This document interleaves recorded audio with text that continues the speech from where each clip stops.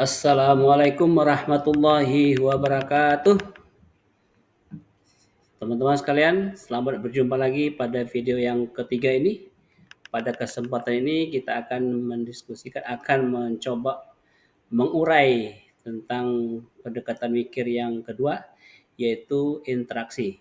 Semoga teman-teman tidak bosan dan selalu mengikuti perkembangan video saya sehingga utuh mendapatkan informasi tentang pendekatan mikir.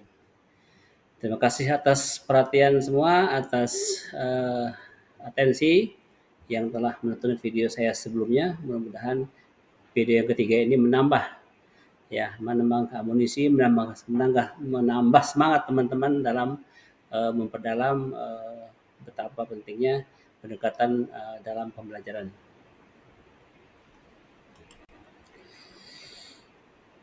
Interaksi merupakan proses pertukaran, ya. Kalau kita kaji istilahnya, proses pertukaran gagasan, pikiran, ide, ya, lalu metode diskusi, menanggapi pendapat orang dan sebagainya.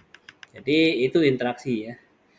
Guru punya kewajiban, ya, untuk apa? Untuk membuat siswa aktif bekerja, ya, aktif bekerja, aktif bertukar pikiran, ya, di dalam kelompok tentunya, karena ini interaksi maka harus berkelompok, baik kelompok kecil maupun kelompok besar, atau minimal berpasangan-pasangan, ya. Yaitu membuat siswa lebih kritis dan berani berkata benar dan jujur, ya. Terkesan dan terindikasi anak itu tidak bisa bicara, malas bicara karena tidak diberikan peluang kesempatan untuk ketika di bangku sekolah mereka dilatih untuk berbicara jujur dan berani mengemukakan pendapat kepada orang lain. Oleh karena itu dengan pendekatan mikir kita melatih siswa untuk mampu dan mau berinteraksi dengan dirinya sendiri, dengan narasumber, atau dengan sumber bacaan, atau dengan teman-temannya, atau dengan lingkungan yang lain. Kalau ini terjadi, kalau ini terjadi dan kita kondisikan oleh guru, dijamin siswa atau suasana siswa dalam kelas itu lebih hidup, kondusif, dan penuh dengan kekeluargaan. Yang semula siswanya pendiam, maka akan bergairah untuk berdiskusi, menanyakan, dan lain sebagainya. Ini mungkin yang perlu kita cermati sebagai guru dalam menerapkan interaksi selama pembelajaran berlangsung. Sebagai contoh gambaran umum, ya visualnya, bahwa ada siswa yang sedang diskusi.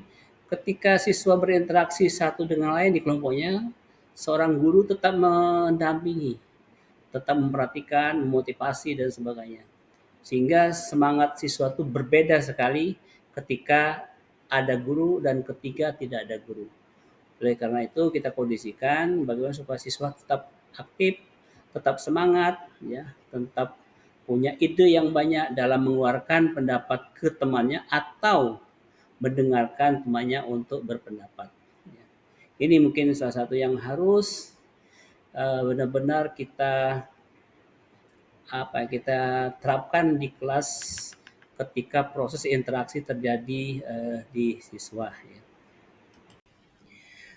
Untuk berikutnya yang perlu kita ketahui bersama, yaitu ada kata pemantik atau pertanyaan pemantik. Bagaimana cara agar siswa dapat berinteraksi? Ini yang sangat perlu kita ketahui sebagai guru, ya. Ada 3 cara yang harus kita lakukan. Cara pertama sebelum pembelajaran dimulai, cara kedua proses pembelajaran, cara ketiga mendampingi siswa ketika belajar. Cara pertama atau kegiatan pertama, ya, perlu kita renungkan apa yang dilakukan guru untuk menunjukkan atau memunculkan apa yang dilakukan oleh siswa murid ketika mau berinteraksi atau berdiskusi. Misalnya ada kita seorang guru, ya, mencoba untuk mendesain kegiatan, ya. Misalnya silakan anak-anak berkelompok sesuai dengan kelompoknya dan mendiskusikan hasil temuan ketika kegiatan mengalami, ya tentunya masing-masing sudah punya pendapat, sudah punya simpanan informasi, lalu di kelompok masing-masing nanti didiskusikan, disatukan, ditukar idekan, dan dirumuskan suatu pendapat atau rumusan pemahaman pengertian yang sesuai dengan kelompoknya masing-masing. Ketika seorang guru menginformasikan, memediasi seperti itu, tentunya siswa sudah sangat memahami dan langsung beraktivitas. Yaitu aktivitas yang kedua, yaitu pemantiknya apa yang dilakukan oleh siswa, yaitu siswa berdiskusi, ya, bisa berpasangan sesuai dengan konteks dan konten yang didiskusikan, bisa berkelompok berlima, berenam dan sebagainya. Di sanalah siswa dicoba untuk dimotivasi untuk berbagi pendapat, ya, mungkin sana saling menyalahkan, saling membenarkan, mereka saling membantah dan sebagainya, dengan harapan perbedaan itu nanti bisa menghasilkan sebuah kesimpulan yang sangat luar biasa dari berbagai pendapat, karena perbedaan itu adalah barokah, ya, yang akan disatukan dalam sebuah kesepakatan. Nah, itulah aktivitas siswa akan nampak di sana apabila informasi dari gurunya itu memang sudah jelas dan dapat terlaksana oleh mereka di kelas. Lagi-lagi untuk yang berikutnya supaya kondusifnya tetap jalan, semangat tetap semangat, bahwa guru juga tidak boleh meninggalkan atau lepas dari kondisi siswa ketika berdiskusi, berinteraksi. Hingga untuk kata pemantik atau pertanyaan pemantik, apa yang dilakukan guru untuk merespon apa yang siswa lakukan ketika diskusi. Banyak hal yang dapat guru lakukan.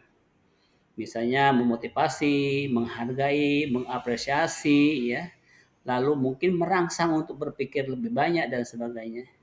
Ya, ini mungkin yang perlu ya, kita camkan sebagai guru pendamping atau guru ketika memberikan pembelajaran kepada siswa dalam keadaan untuk berinteraksi atau berdiskusi. Misalnya pendapat Ali bagus atau benar. Sekarang ayo pendapat Budi, ya pendapat si A, pendapat si B. Ayo kembangkan pendapat kalian itu, tidak ada yang keliru, ya. Semuanya berpendapat. Pasti yang semula mungkin tidak termotivasi untuk berbicara, maka akan berbicara, ya. Dengan penghargaan-penghargaan, dengan apresiasi dari guru, itu akan menimbulkan semangat untuk berdiskusi, semangat untuk berinteraksi, dan semangat untuk ingin sekali mengungkapkan apa yang dia alami kepada temannya. Ini mungkin yang perlu kita perhatikan sebagai guru selama interaksi itu berlangsung. Untuk melengkapi terutama teman-teman guru, melengkapi bagaimana cara kita menerapkan di kelas. Ini salah satu alternatif atau tawaran. Judulnya sama, cara menyusun RPP interaksi dalam pendekatan pembelajaran berbasis pikir. Seperti yang sudah kita jelaskan di video sebelumnya, ya. Misalnya contoh kita mengambil materi matematika, fase D dan sebagainya, masuk tujuan yang sama, maka kita akan coba diskusi atau kita menjelaskan tentang proses pembuatan RPP-nya. Lagi-lagi mungkin saya ingatkan ini bukan RPP tapi proses pembuatan RPP, karena guru yang baik itu katanya dia memahamkan siswa untuk mengerjakan sesuatu yang akan dikerjakan, sekalipun umpamanya salah. Jangan sampai siswa salah mengerjakan karena informasi dari guru tidak jelas. Sama dengan umpamanya kita sebagai pencerahan terhadap guru, kita menjelaskan sesuatu sehingga guru tersebut bisa jelas apa yang akan dikerjakan. Nah, dalam hal ini contohnya seperti di layar. Langkah pertama yang akan dikerjakan oleh seorang guru misalnya memunculkan apa yang akan dilakukan oleh siswa. Misalnya guru menugaskan siswa secara berkelompok atau berpasangan, ya, mendiskusikan hasil temuan tentang rasio proporsi dan dihubungkan dengan pembagian warisan. Karena tadi sumbernya salah satu adalah potongan ayat Al-Quran An-Nisa ayat 11. Ketika guru mencoba untuk membuat itu, skenario itu, maka siswa akan melanjutkan, yaitu siswa berkelompok, ya, mendiskusikan hasil praktek tentang rasio proporsi yang dihubungkan dengan pembagian warisan. Karena berdasarkan di sana itu pembagiannya, kalau umpamanya ibunya nggak ada, kalau umpamanya bapaknya nggak ada, sebagainya akan jelas sekali. Itu salah satu sumber untuk belajar. Maka siswa akan mencoba untuk mempelajari lebih mendalam. Tentunya dari ada 4-5 siswa punya pendapat yang masing-masing, setelah berdiskusi, maka mereka akan mampu untuk membuat kesepakatan secara formal. Nah, namun tidak hanya sebatas itu, ketika siswa berdiskusi, siswa tukar ide, pikiran, dan sebagainya, lagi-lagi guru harus standby, harus berada di mana anak diskusi atau siswa diskusi tersebut, yaitu merespon apa yang dilakukan oleh siswa. Misalnya guru mendampingi, mengapresiasi, ya, memberikan masukan agar siswa terus bersemangat. Kalau siswa dibiarkan saja, maka akan kemana-mana pikiran dan pembicaranya, tidak akan bisa terkondisikan sesuai dengan diskusi edukatif, ya, masa keilmuan. Oleh karena itu peran guru dalam siswa berdiskusi sangat penting, ya, supaya terarah dan menghasilkan suatu konsep yang sesuai dengan tujuan pembelajaran.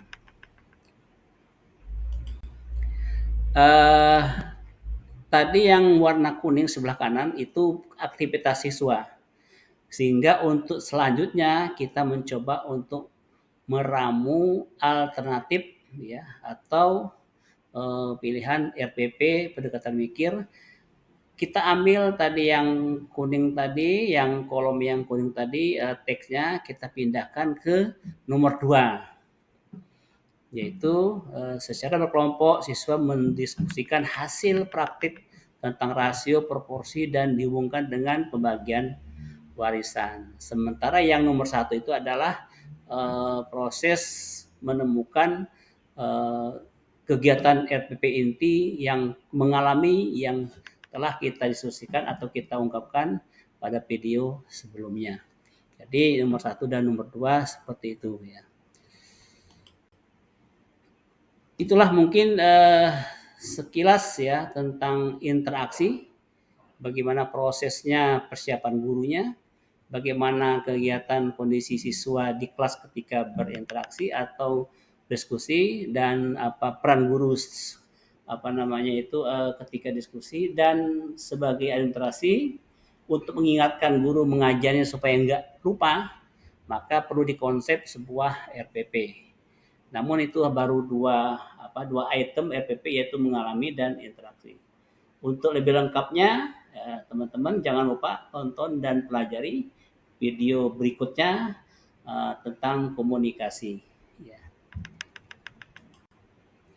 Demikianlah video yang ketiga yang dapat kami tawarkan. Insya Allah dan mudah-mudahan dapat bermanfaat buat kita semua, khususnya buat saya pribadi. Dan apabila ada hal yang kurang berkenan, saya mohon maaf yang sebesar-besar atas nama manusia, dan bila itu bermanfaat atau benar adanya, itu semata-mata datang dari Allah SWT. Terima kasih atas perhatian semua. Wassalamualaikum warahmatullahi wabarakatuh.